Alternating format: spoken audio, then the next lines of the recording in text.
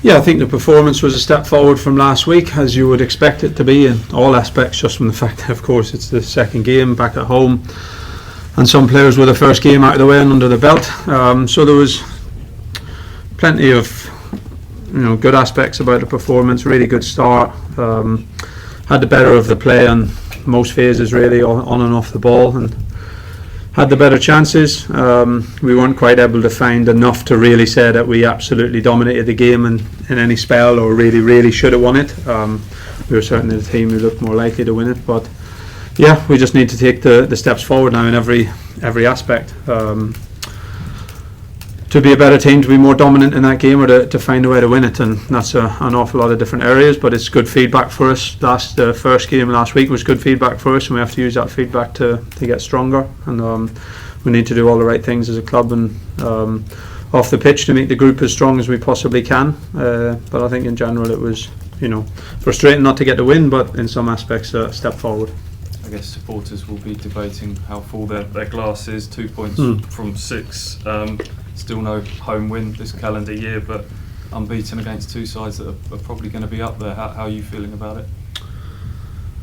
I think, look, one thing I have spoke to the group about, we can't allow the narrative to build on the home record from last year. It's a new group. The second half of last season, we're competing in the toughest league in the world, amongst a real big injury crisis for most of those games. So this group is a new group. There's very few of those players who played the majority of those games probably, so we can't allow as a club that narrative to build around us. It's a new season, it's a new start for so many of the players, a different division, so it's our first home game, and against one of the better teams probably in the league, certainly personnel wise. We delivered a pretty good performance, had the better chances. We're disappointed we didn't get the winner, but for the stage of the season we're at, for all the challenges we're having at the moment, it's not a bad day's work. We know we need to improve in every aspect, but as long as the performances go in a positive direction, as long as we show the right qualities, we always have believed that the results will come after that. And it's 2 tough games in really difficult circumstances. We've not been beaten. We want to pick up our first 3 points as soon as possible, but the only way to do that is just focusing on day to day what's ahead of you, focus on the next game and do enough of the right things to do it. So that'll be the next challenge this week. You talk about still building the squad. We spoke about even Azon in the press conference. Any progress update on that? No, I think that the deal hasn't progressed, so I won't say anything other than that, really, out of respect to all parties. So he's not a player that we expect to join the club in this window. Okay, I'm not able to say anything more on that at this moment. And a link yesterday, last night, from Norway, talking about a bid for Sindre Walla Egeli, £17 million from Norwegian club Nords Jarland. Probably butchered some. I think you can put that together and say Nordjylland. I think all in one go. Nords Jarland. I might be wrong. Maybe it is Nords Jarland. Get a Danish guy in here. Not right, Kieran. No, it's Danish club. Oh, well, there we go. I've completely butchered all of that. Norwegian Danish club. Yeah, someone else want to try that one? Nothing to answer on it, honestly. He's a player not from our club. Of course, that's a position that we've just sold a really good player, so we're going to be linked with lots of players in that area. It's an area that we want to strengthen, so there'll be different links, but hopefully we'll bring in the right player as soon as possible. Thank you. Kieran, when you were last in this division, you had a very settled team, you knew who everyone was, you knew who their team was. How difficult is it now with players coming and going, and you've lost 2 key players from that promotion team this week, and players coming in but not being up to speed to start? I guess you can't wait to the end of August. Hopefully, but only if we are in the right position by the end of the month. And it's a completely different challenge, it really is.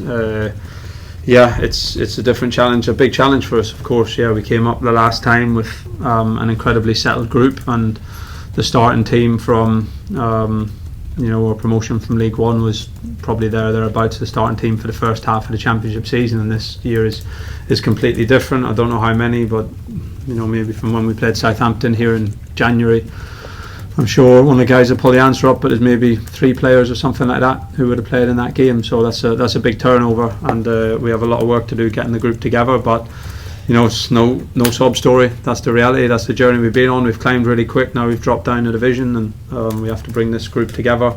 We have to get through this current period of a little bit more turbulence and lots of changes going on with the group. Make sure that the group's as strong as it can be by the end of the window, with everyone with a real clear focus to achieve what the club wants to achieve this year, and press on from there. But in the meantime, we have to keep trying to improve the performances, deliver performances, and try and get points. So yeah, it's a completely different side of the coin for experience with both.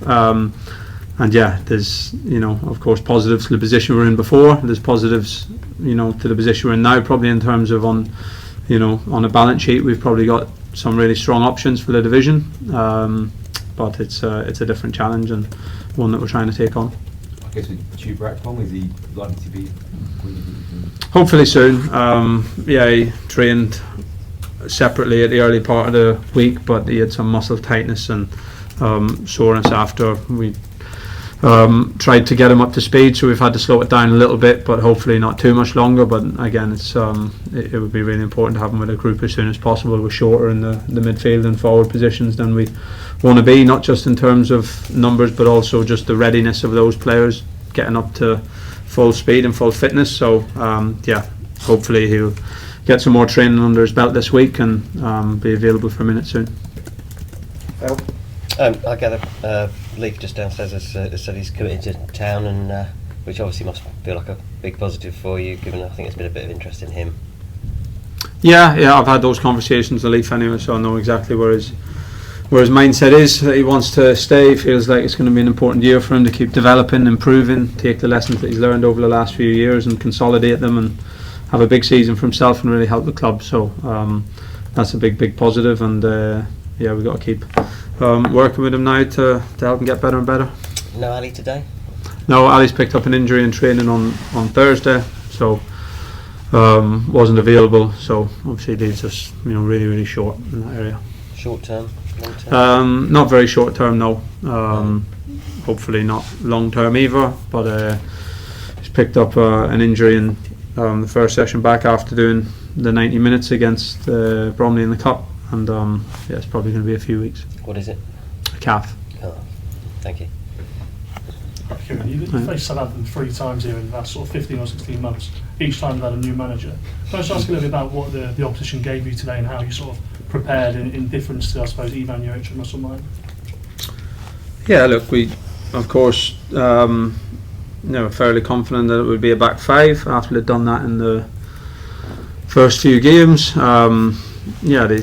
The style's probably fairly different. I think all Southampton fans would probably say from with Russell, but we know they've got a good manager now, lots of good players, good squad. We prepared the game as well as we can. There wasn't too many surprises in there. We know the quality that they have, and they were a difficult opponent.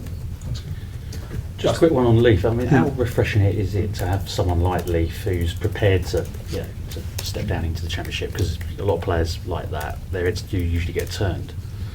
Yeah, it's a big positive, no doubt about it. Look, every situation is different, and you don't want to pigeonhole players together. Every situation is different. In Leif's case, he's had an incredible climb really from when he arrived here first in League One. He hadn't really hardly played a senior game, and then he went League One, Championship, Premier League, and that's a really quick ascent. And he did some fantastic things last year. But like everyone, there was some lessons to learn, and he's got a real affinity for the club. Knows how important he is here, and he wants to help the team this year. And he also knows that for him to just keep accumulating the games, keep starting, playing matches, and keep developing as a player. Although he's not very, very, very young in years, he's still young in his career really. So he feels that he's still improving here, and he can help us, and we feel the same. So happy to have him. Can I just ask you, which areas of his game are you excited about him developing this season? Yeah, well, I think I think with a player who has Leif's potential and background every area, I think he's obviously been a certain type of fullback for us, and a really attacking on the outside fullback, and he'll certainly do that this year. There's times this year with the nature of having a Jayden Philogene or a Jack Clark in a squad from the start of the season that he might attack some different spaces, might attack on the inside a little bit more. That sort of makes different challenges of him technically and on his tactical awareness as well. So I would think that'll round his development off, and also give us a more balanced and varied threat on that side of the pitch. And of course his defensive game, when you're an attacking fullback like Leif has, is very rare that you have both sides absolutely perfect, or you'd be probably at Real Madrid already. So again, he's still accumulating games and a chance to keep working on all those defensive aspects as well. So like every player down there, he's got his strengths, got his areas to work on, and that's the job.